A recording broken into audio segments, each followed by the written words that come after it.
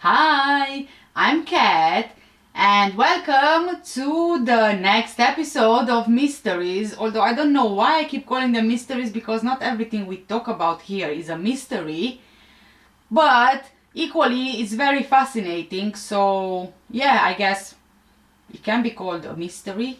Oh, say hello to, what should I call you? Bozo, Bozo, Bozo, Bozo. B-O-Z-O, Bozo. Today I'm not doing my makeup, but technically we can still call this video a mystery, a makeup, because I do have makeup on, and the reason why Bozo is here is because if I don't have something to fiddle with whilst I'm talking to you about today's story, I'm going to be talking too fast and I won't be able to, sit in one place. That's the reason why usually my videos I do my makeup at the same time. It really helps me, calm down. So yeah, that's why Bozo is here. He's helping me out. Alright guys, are you ready? No more talking. See, I started already. Even with Bozo, I think that throughout this video he's going to be very helpful because he's very squishy.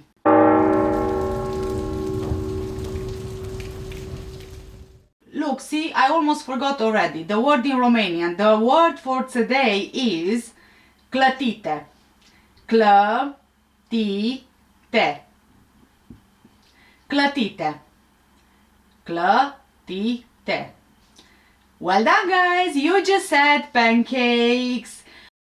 Okay, so we have to break again from the darkness and heartbreaking true crime cases for something a bit more positive, just to kind of clear our heads a bit. And today I am bringing you another mystery, mystical, folklore, traditions, or whatever else you want to call it. And we are basically flying all over the world because we need to find out what's up with Pancake Day.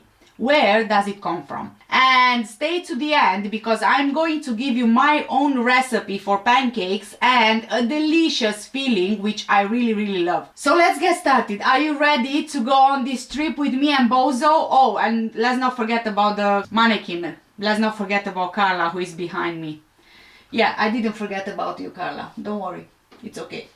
Pancake Day or Shrove Tuesday is the traditional feast day before the start of Lent on Ash Wednesday. Lent, the 40 days leading up to Easter, was traditionally a time of fasting, and on Shrove Tuesday, Anglo-Saxon Christians went to confession and were shriven or absolved from their sins. A bell would be rung to call people to confession, and this became known as the Pancake Bell, and is still being rung today. Shrove Tuesday always falls 47 days before Easter Sunday, so the date varies from year to year and falls between February the 3rd and March the 9th. In 2023, this year, Shrove Tuesday will fall on February 21st, aka Pancake Day! The word shrove means to confess, and this is exactly what Christians used to do before they indulged in pancakes on Shrove Tuesday. Christians would confess their sins at church and then go home to empty their cupboards before fasting for the next 40 days of Lent. This allowed Christians to enter the season of Lent and prepare for Easter with a clean spirit and home. Shrove Tuesday was the last opportunity to use up eggs and fat before starting the Lenten fast, and pancakes are the perfect way of using up these ingredients. During Lent, people were not allowed to eat animal products like milk, butter, eggs, or meat. Some people still do it to this day, including my own grandmother, who, side note, always told me, just don't fast. I'll fast for me and for you as well, and I will be praying for you, and she still does it to this day. So to kind of prevent these products from going to waste, people cooked these ingredients into tall stacks of pancakes. They were eaten in such large amounts that this day earned the name of Pancake Day. I'm sure that you already know that, a pancake is a thin, flat cake made of batter and fried in a frying pan. You know what, guys, as much as I try to pronounce this word batter, it just sounds like better when I pronounce it. So like I mentioned to you previously, each time when I don't know how to pronounce a certain word, I will Google it up and I will listen to it over and over again, hopefully to imprint that in my brain. But for some reason there are certain words which I just can't pronounce, and also I just can't seem to be able to remember how to pronounce. Oh god, my memory is killing me. Okay, so anyway, let's just carry on. So it's made of batter and fried in a frying pan, right? Pancakes actually come in many different shapes, sizes and flavors. They can be sweet, they can be savory, thick, thin, small, large, but one thing is for sure. They are all absolutely delicious. You can have your choice of banana, blueberry, apple and pecan, or cinnamon and roasted pecan served fresh off the griddle with butter and maple syrup. Or you can have them filled with sweet cheese and raisins, a very common one in Romania actually. Or you can eat them thick, like the American thick ones, mix them with bacon and maple syrup. Anyway, the point is that pancakes have really stood the test of time with their extensive history all over the world. They hold a special place in our hearts, reminding us of comfort, family meals, Saturday mornings, breakfast and whipped cream. Oh gosh. Nutella, jam, whatever the spread, you get it. All the goodies basically.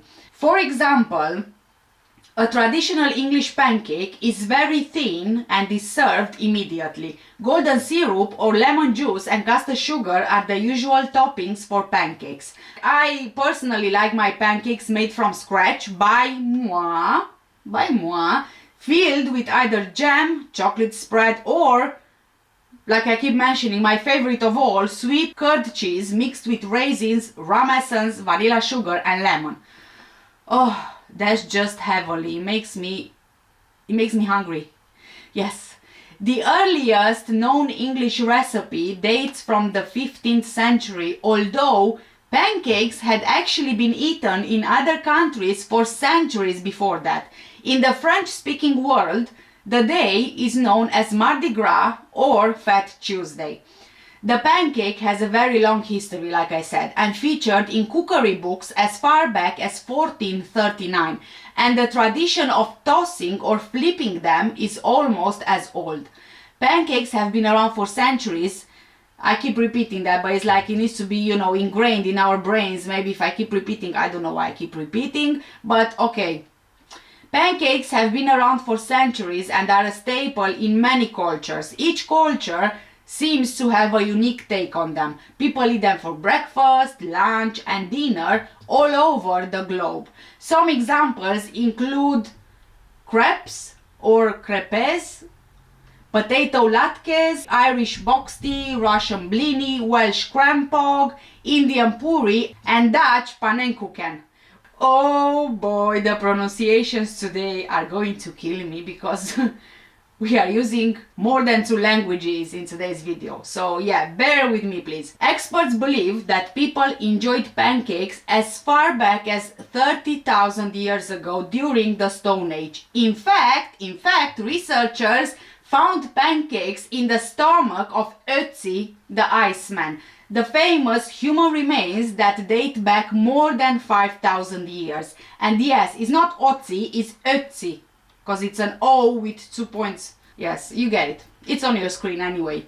Basically, Ötzi had pancakes in his stomach, which is great. I mean, it's just fascinating really how they can find, after 5,000 years, stomach contents and identify them as pancakes. It's just astonishing to me.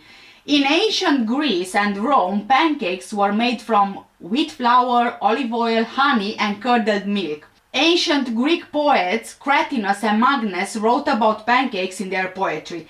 And you know what, side note, when I did my research, I kept on thinking, this point exactly, all of us, we see these civilizations like the Greeks and Romans in those times like ancient civilizations.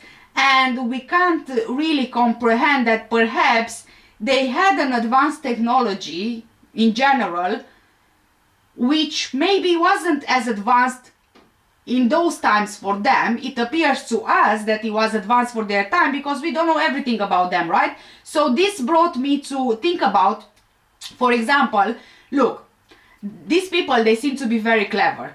They say that pancakes were made from wheat flour, olive oil, honey, and curdled milk. Now we know that olive oil, when you use it in baking, it softens the dough, right? One thing. Then honey, obviously, is healthier than sugar, right? Curdled milk, again, when you use it in baking, including in pancakes where you use buttermilk, which I think is basically almost the same like curdled milk, it softens the pancake, right? When you fry it. So they knew what they were doing and they knew what to use, you know, to make those pancakes delicious. Shakespeare even mentions them, the pancakes, in his famous plays. During the English Renaissance, people flavored their pancakes with spices, rosewater, sherry, and apples. People began using the word pancake during the 15th century, and the word became standard in 19th century America. Previously, people referred to them as Indian cakes, hoe cakes, Johnny cakes, journey cakes, buckwheat cakes, griddle cakes, and even flapjacks. Early American pancakes were made with buckwheat or cornmeal. Thomas Jefferson loved pancakes so much that he sent a special recipe from the White House to his hometown. So, yeah, pretty much pancakes were popular and famous even back then. Okay, so let's see all of these traditions around the world. In the UK, for example, pancake races form an important part of the Shrove Tuesday celebrations, an opportunity for large numbers of people, often in fancy dress, to race down the streets tossing pancakes.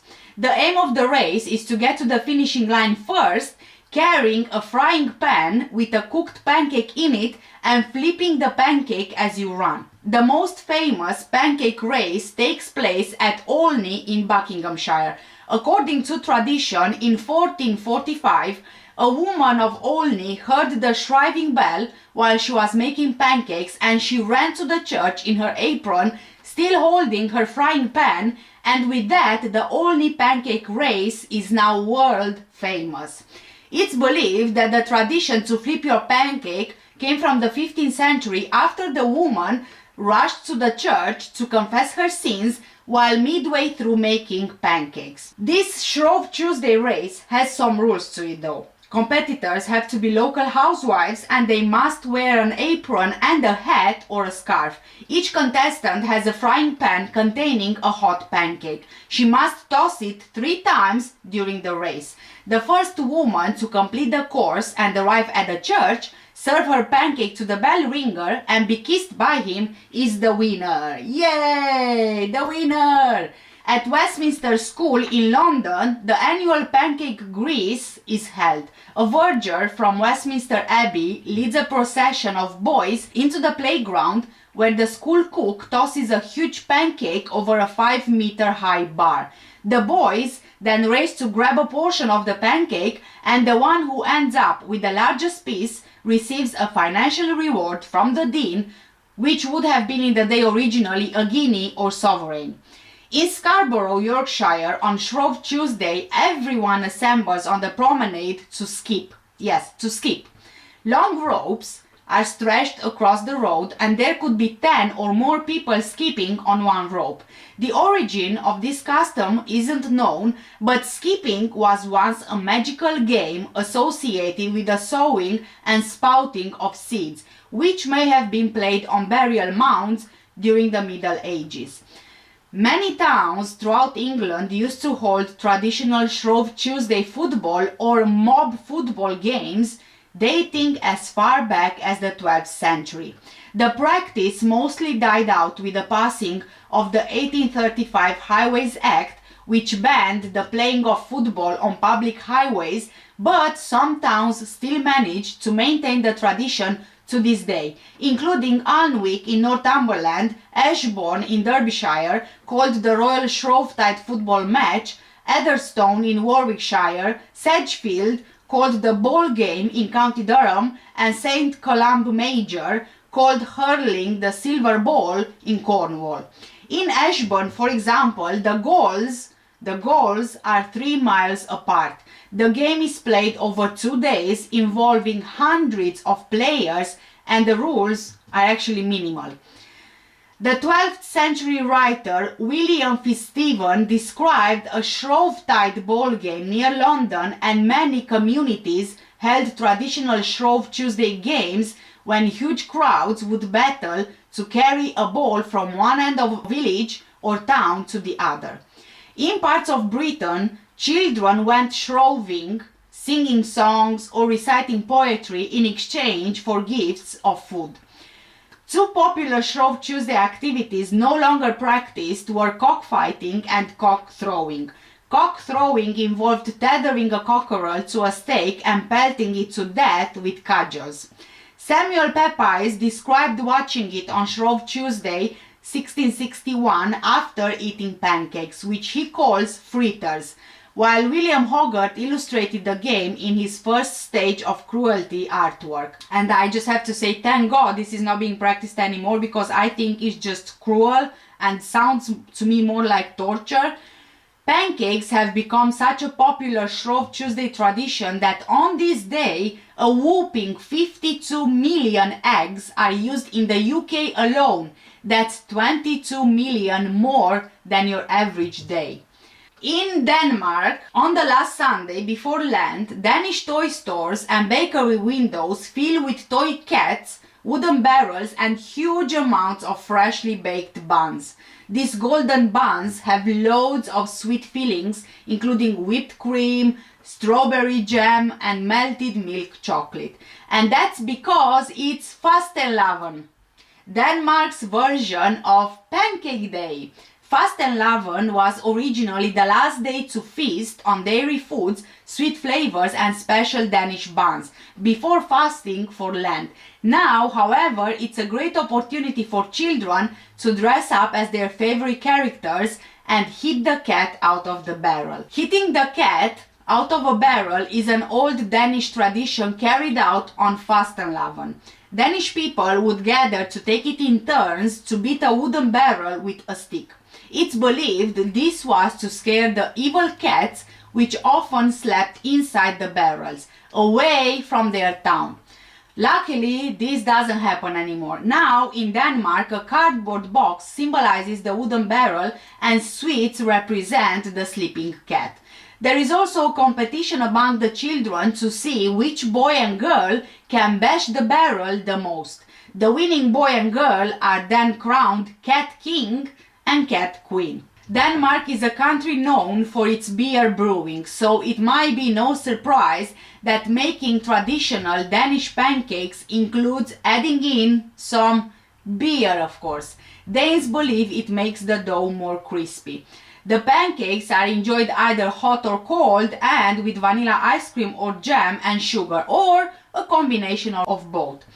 If you are a guest of Copenhagen Town Hall, they have special pancakes for you. There is a long-standing tradition of serving prominent guests and sports stars the so-called, I'm gonna try, Praduspendeker, known as Town Hall pancakes. It's a pancake filled with an orange cream, rolled and with a top layer of apricot jam and baked almonds. The tradition can be traced back to 1928, and the pancakes have been served to a range of prominent visitors, from the Danish football team when they won the European Championship in 1992 to Ethiopia's former emperor Haile Selassie. In the Tivoli Gardens theme park, there is a pancake house dedicated to a famous Danish cartoon bear called Rasmus Klump. The children's character is known to wear a blue hat and dotted shorts, and he is especially famous for his love of eating pancakes. The cartoon was created in 1951 as a newspaper strip, and in the stories, Rasmus Klump's mom always makes him a pile of pancakes as big as he is. In Tivoli, both children and the young at heart can enjoy these pancakes. In Lithuania, Užgavėnės is a popular festival which literally translates to the time before Lent. The festival takes place on Shrove Tuesday, the day before the Great Fast begins on Ash Wednesday. This is a time of celebration, full of humor, pranks, jokes, superstitions, and loads of food. This is usually celebrated in public squares, large parks, and family homes so that everyone can get involved. During Užgavėnes, Lithuanians are expected to dress up as devils, witches, goats, and beggars and wear scary wooden masks to scare off the upcoming winter. Those who dress up act silly as part of the festival tradition, so they make each other laugh. They sing, they dance, throw water at each other, and pull pranks throughout the day. Those who take part are also expected to walk about and beg for pancakes and money, which is very similar to trick-or-treating at Halloween. Indulging in potato pancakes, donuts, and boiled pork is also part of the festival fun. Lithuanians are encouraged to eat at least 12 meals during Shrove Tuesday to get ready for the fast. An old Lithuanian tradition says that if you scrape out the Shrove Tuesday leftovers from your teeth the next day on Ash Wednesday, you tie them in a handkerchief and wear it under your breast until Easter, you'll be able to spot the real witches at Užgavėnes the next year. At the beginning of this century, in eastern and southeastern regions, people celebrated 3 meat-eating days: Sunday, Monday, and Tuesday. At the beginning of 17th century, Shrove Tuesday carnival celebrations lasted 3 days, and they were similar to carnivals taking place in other parts of Europe. In the first part of the 19th century, carnival goers dressed up to mimic different nationalities and trades. Shrove Tuesday is a folk celebration not connected with any religious rituals, and only the date is defined by the religious calendar, as it depends on Easter dates. Easter has a changing date from ancient times, being connected to the moon phase calendar. During this celebration, a lot of attention is given to chase away the evils of winter. During ancient times in Lithuania, a few rituals were practiced. Eating enormous amounts of food, riding through fields and constant visiting, carting around male and female idols and murdering them, masquerade as shams, the struggle between winter and spring, wrestling between fatso and hamper, pouring water over everyone. On Shrove Tuesday, you need to pay attention to the weather so you can foresee the weather for spring and the rest of the year. It was extremely important to determine the right time for spring planting, especially for flax. The ancient food of the Shrove Tuesday is hodgepodge, made of peas, beans, grits, potatoes with pig's feet, tail or head. The pig's tail is very special in this dish. It's said that if while eating this hodgepodge you are the first to find the tail, you would be the first to marry. Others would give the tail to shepherds so that the pigs would be well herded. Although I'm not sure that shepherds is the right word for pigs herding, but anyway, you get it, the people who are looking after pigs. The most common Shrove Tuesday tradition was to ride in fields, villages, and go visiting neighbors and family. It was best to ride standing up in the sleigh so you can fall overboard and roll in the snow. In the region of Marijampole, the story goes that there were 3 men riding around with nut tree whips in their hands, ready to strike those who poured water on them. Driving through villages, they would demand, "Water, water, water, oi people, water, water." If no one would pour water, they would say, "We traveled throughout the village and did not receive even a pail of water." Another Shrove Tuesday tradition is to give rides to bees. Children would play as bees, sat in a tub, making buzzing noises just like bees. Bzzz. Oh, it's so fun. People would pour water on them. Thanks to this, bees would collect huge amounts of honey. In the region of Vilnius, it's tradition on this day for newlyweds to visit family where they eat pancakes, sausages and meat. This again is to assure a good grain harvest. Youngsters would ride sleds down hillsides. I used to do that when I was a kid. Oh my god, it was so much fun. Large groups of older kids would gather on higher hilltops. Girls would be asked to climb to the top of the highest hill to ensure a very tall flax growth. In some regions of Zukia, kids would slid downhill on spindles and daughter-in-laws would take mother-in-laws for rides on spindles. This is done to assure abundant flax crops. Swinging to all heights is another practice to do with flax growth. Swingers would sing, "He who built swings will have silken flax, however, he who built none will have woody flax." I bet you are thinking about the other kind of swinging, but I actually googled this, and even somebody who is playing on a swing, it's actually called a swinger. So it's not those gatherings, if you get what I mean.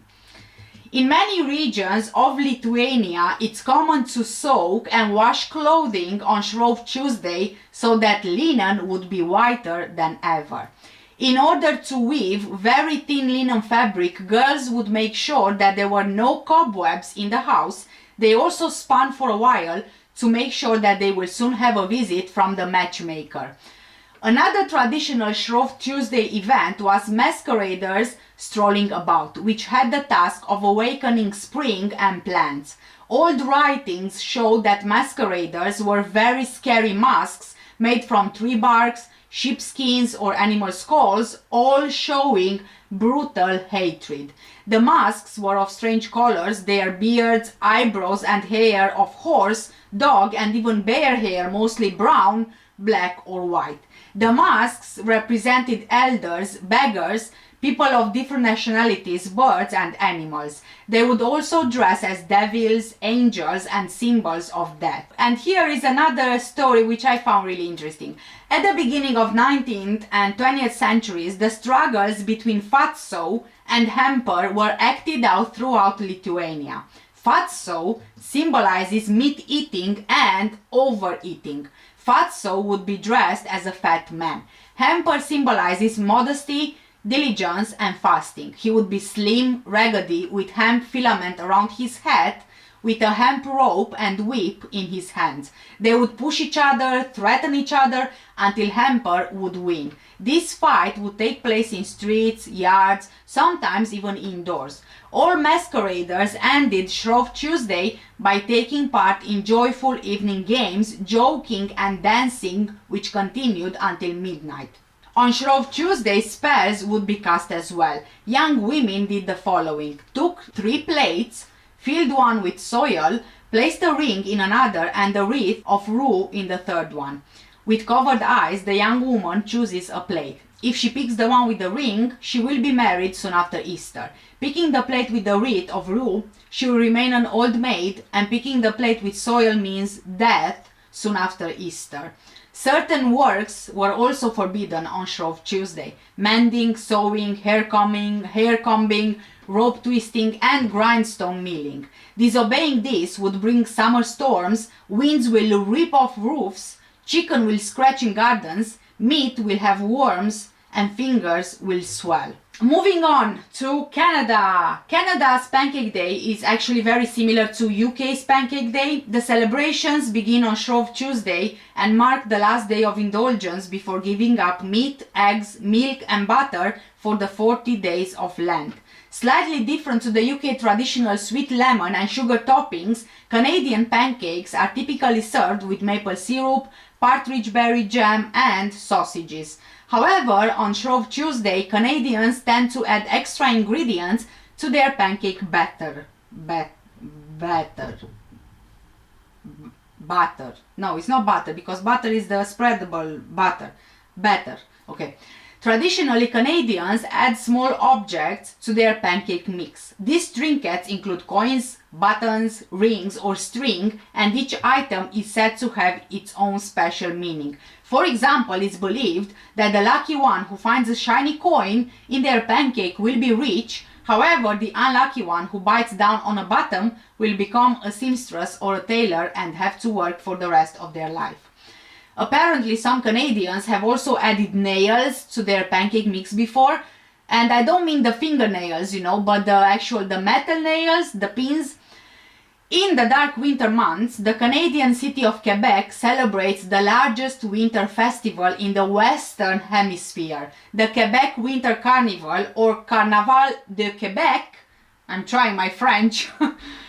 This event brings thousands of people. In 2006, Quebec counted up to 1 million visitors, making it the world's biggest winter festival at the time. The Winter Carnival is held in January or February and lasts for 2 weeks, often coinciding with Shrove Tuesday.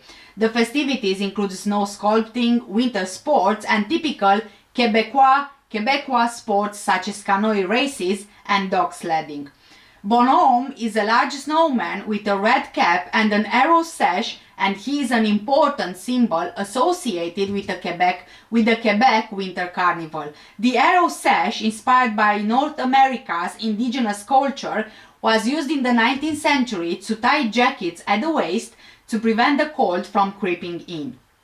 The belt and the red hat, linked directly to Quebec folklore, are the primary elements of Bonhomme's outfit. Quebec City's first winter carnival took place in 1894. The carnival was held periodically during the later years because of wars and also because of the economic crisis of 1929. However, the carnival festivities were launched again with the first official Quebec Winter Carnival taking place in 1955.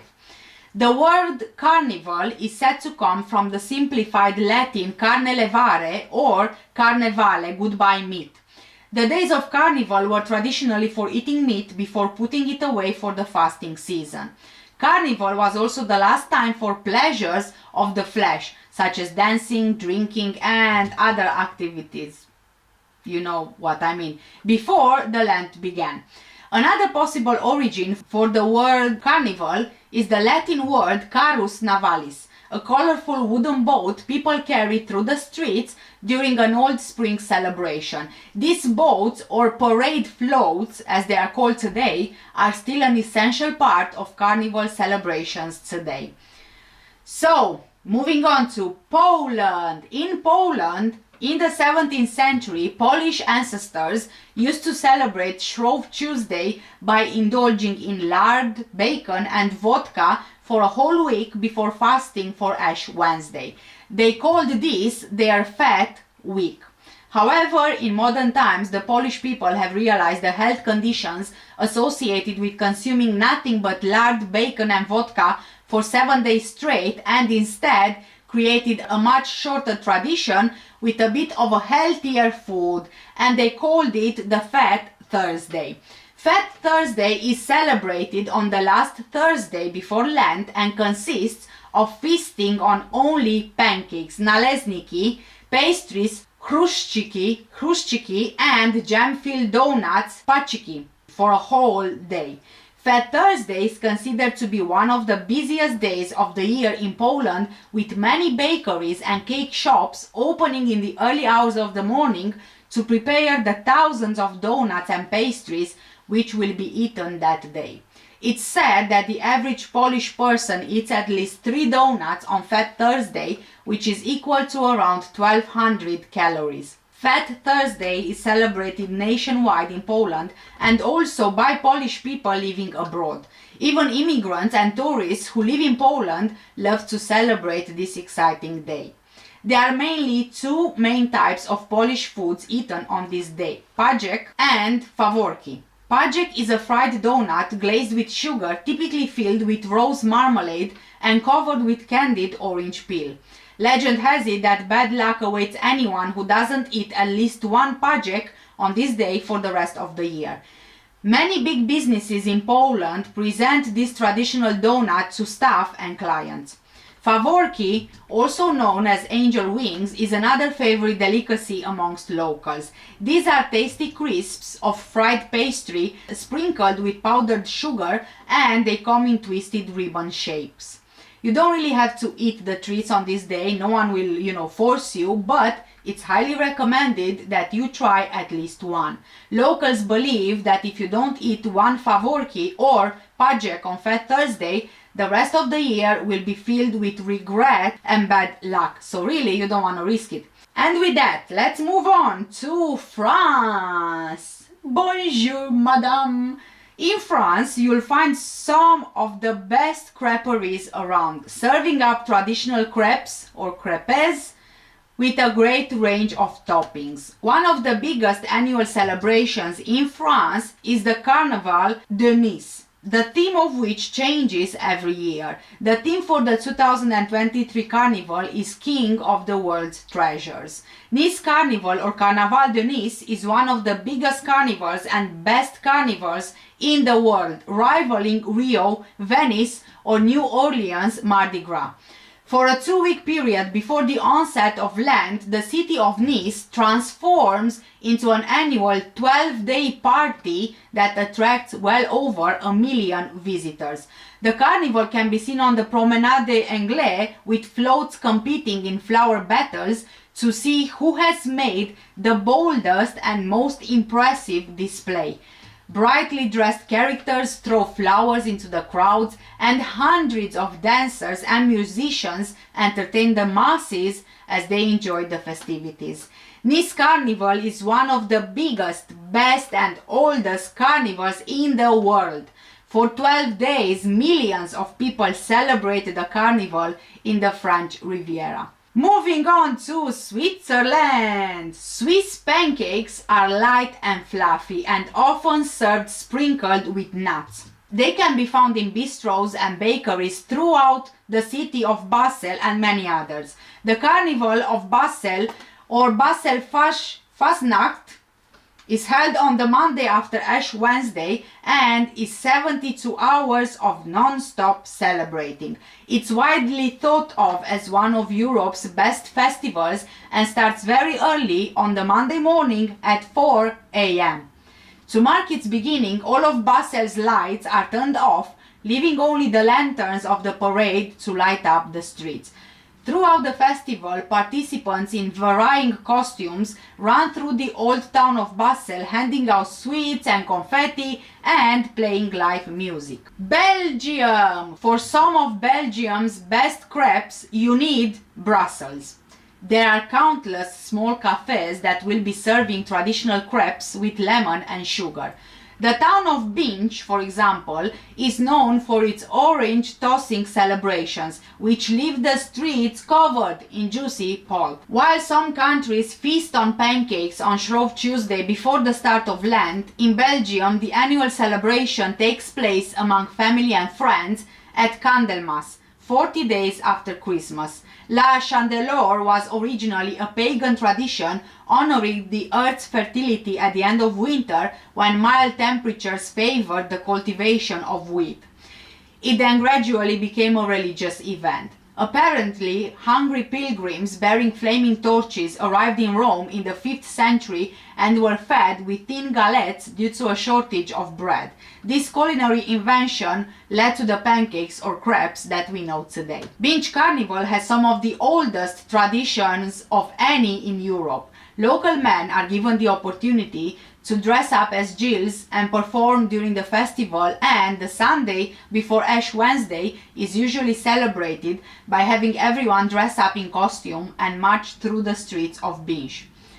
Celebrations are in full swing during the 15th, 16th and 17th of February, when there is live music, fireworks, crepes and other street foods. It all sounds so much fun, oh god. And I'll finish off with Romania because it's the most disappointing of them all. Yep.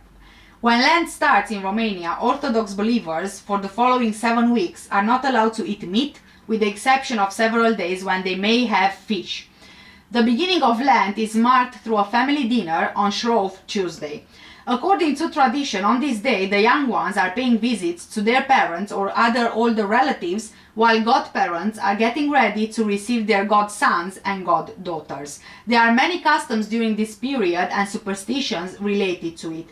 Almsgiving or charity and handout are common these days in most of rural Romania and in some cities as well. A special dish that can be part of the Shrove Tuesday dinner or offered as alms is fried chicken with applesauce, which, if I'm honest with you, I've never heard of before, because me personally, I don't like kind of mixing fruits and meat together and making it in a dish. To me, fried chicken with applesauce sounds not very nice, because to me apple belongs in the, you know, sweet side. And because I grew up like that, and I didn't grow up with using fruits in terms of cooking food, then perhaps my idea was that everybody's just the same. But you know, as it turns out, you do have fried chicken with applesauce. On March the 9th, Orthodox Christians observe a major holiday, the feast of the 40 martyrs of Sebasta, an ancient Armenian city. On the same day, Roman Catholics observe the feast of the 40 martyr soldiers of Cappadocia. In Romania, this day is traditionally celebrated with a special dessert, which is specifically meant to physically symbolize the martyrs. However, there are regional differences in terms of which form this dessert takes in various parts of Romania. In Moldavia or Moldova, the eastern province, the locals make 40 figure eights from dough baked in the oven, doused in honey and minced walnut, while in the southern province of Wallachia, they are pointed figure eights made from raw pasta dough and boiled in sugar water. Romania's cuisine is varied, and the pancakes are world famous. Romanian clătite are light and thin, similar to French crepes, but are often filled, rolled up and fried to create a savory dish as well. Wherever you go in Romania, you are likely to find pancakes in one form or another somewhere on the menu. In Prejmer, you'll find the town's annual pancake festival, spanning 3 days and ending with a pancake caravan. The carnival boasts fanfare music, Saxon songs and dancing, as well as different types of pancakes to feast on.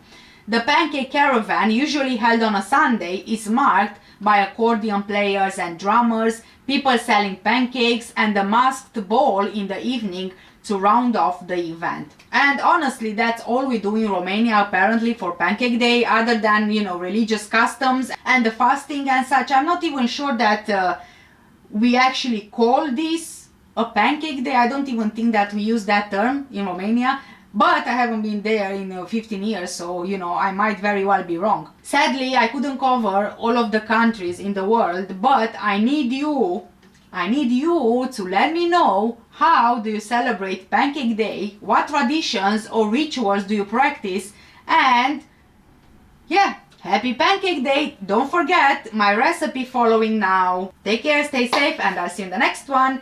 Bye! Stay on for the recipe. Ooh, it's gonna be delicious. Bye! This is where you separate the men from the boys. There you go. Happy birthday! Woo! I hope you're hungry.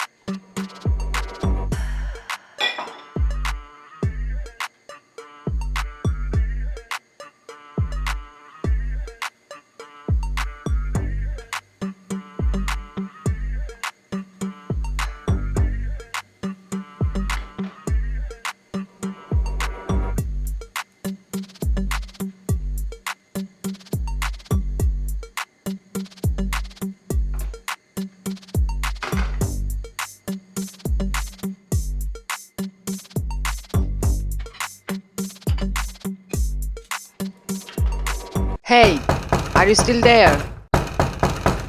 Why did the pancake turn pro? Because it was flipping fantastic!